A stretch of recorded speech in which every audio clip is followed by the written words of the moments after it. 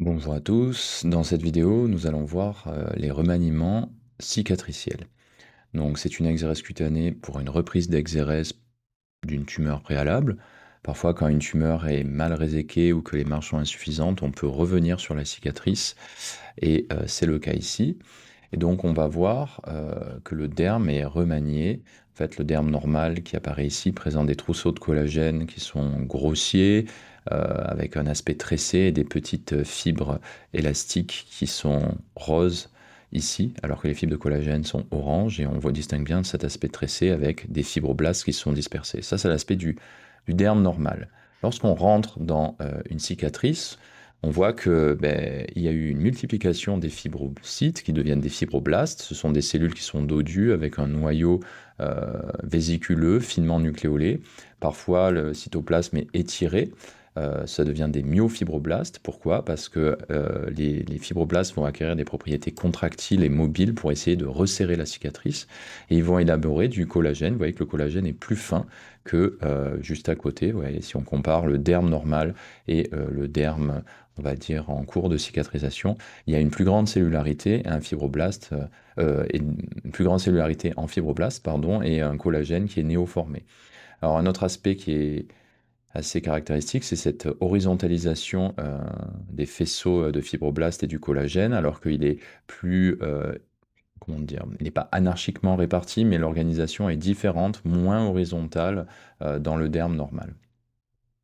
Ce qui est intéressant, on va voir les aspects qu'il y a ici après, c'est qu'il y a aussi une néovascularisation. Les vaisseaux sont un petit peu plus visibles dans les cicatrices. Parfois, c'est plus visible que ça. Donc, on va se déplacer dans d'autres zones de la cicatrice, par exemple ici. Voilà, donc les vaisseaux auront tendance à se linéariser et se verticaliser dans une cicatrice. Donc il y a comme une sorte d'orthogonalité avec des faisceaux myofibroblastiques qui élaborent du néocollagène qui sont parallèles à l'épiderme, qui sont voilà, un petit peu horizontaux, et les vaisseaux qui sont eux verticaux et qui vont remonter en direction de l'épiderme. Donc on voit ici les vaisseaux qui remontent en direction de l'épiderme. Au passage, l'épiderme n'a pas un aspect normal, hein, même s'il est complètement régénéré et qui recouvre toute la cicatrice. Il y a une particularité qui n'est pas histologiquement normale quand on compare à l'épiderme adjacent.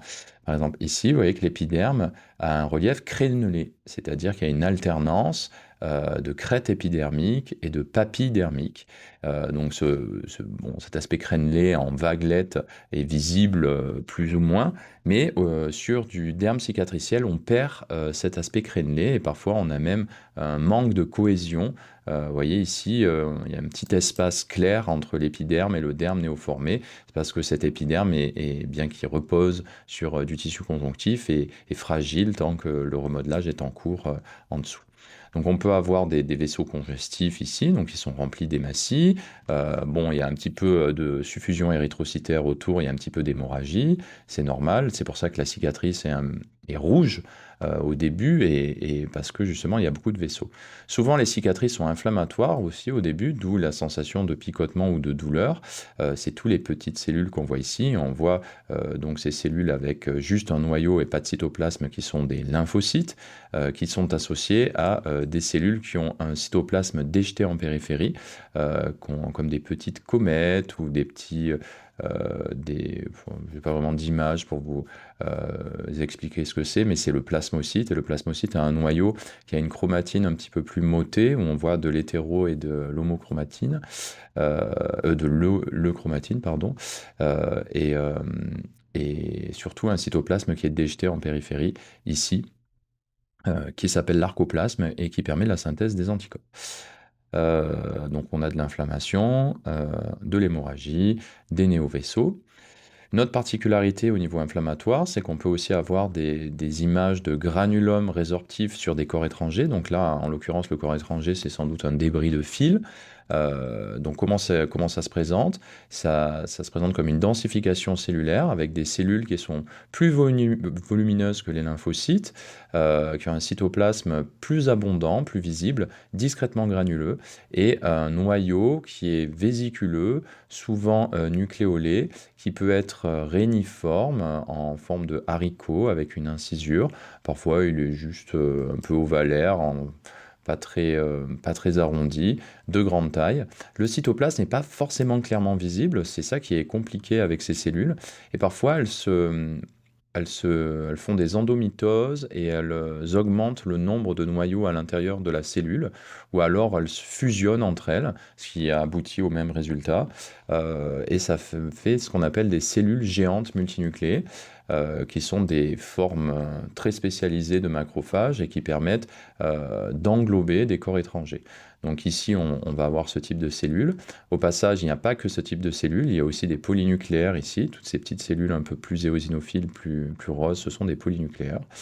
On va aller voir dans d'autres secteurs parce qu'il y a voilà, d'autres zones qui sont probablement granulomateuses parce qu'on voit des débris de fil, donc on voit l'empreinte du fil avec du débris à l'intérieur, et puis ces cellules géantes multinucléées qui vont phagocyter des débris soit exogènes, soit aussi des débris endogènes. Ça peut être des cadavres de cellules, de la kératine.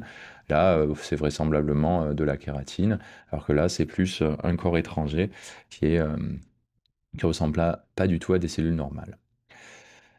Voilà pour les aspects qu'on peut trouver dans la cicatrice. Voilà, ici encore plein de granulomes à corps étranger avec des images d'élastophagocytose. C'est quand les fibres élastiques du derme sont phagocytées par les macrophages. Donc c'est un processus qui est complètement fréquent dans dans toutes les réactions inflammatoires où il y a des granulomes. On peut voir des images d'élastophagocytose. Là, il y en a plein. C'est un processus qui est complètement normal, mais qui peut aussi être pathologique dans certaines maladies. Vous voyez que le processus cicatriciel s'étend bien en profondeur au-delà de l'hypoderme parce qu'il disloque la bande adipocytaire des panicules adipeux profonds. Donc là, il y a de la fibrose, c'est pas du tout normal. Donc il y a eu l'exérèse antérieure était probablement profonde. Il s'agissait vraisemblablement d'une tumeur nécessitant de grandes marges. Donc si on regarde ce tissu graisseux adjacent, il n'est pas normal. Là aussi, il y a des lésions élémentaires à connaître. Ça s'appelle la cytostéatonécrose. Ce sont des macrophages spumeux qui viennent manger le gras, et on peut aussi avoir des images de vacuoles qui ne sont plus des adipocytes, mais simplement la rupture du gras, des acides gras dans les tissus mous, qui sont ensuite phagocytés par des macrophages. Donc on va appeler ces macrophages des lipophages. Au passage, on voit très très bien les plasmocytes ici. Vous voyez, 1, 2, 3 plasmocytes. Ici, des petits amas d'histiocytes qui mangent ce gras. Donc ça aussi, c'est des images assez caractéristiques qu'on peut voir en bordure de cicatrices ou parfois dans des lésions où le gras est altéré. Et enfin, une autre lésion intéressante à côté de cette cicatrice, c'est cet amas cellulaire très dense. Donc on va regarder la nature des cellules, et ces cellules sont des polynucléaires parce qu'ils n'ont pas des noyaux ronds, mais des noyaux qui sont polylobés. Il y a à la fois des polynucléaires neutrophiles et éosinophiles à l'intérieur. Mais lorsqu'on a une purée de polynucléaires collectés, comme on le voit ici, ça s'appelle un micro-abcès. Donc là, on a en plus un micro-abcès, ou si c'était plus superficiel, une pustule à l'intérieur de cette cicatrice. Alors ça peut être lié à plein de phénomènes, c'est pas forcément infectieux, hein. Ça peut être tout à fait réactionnel.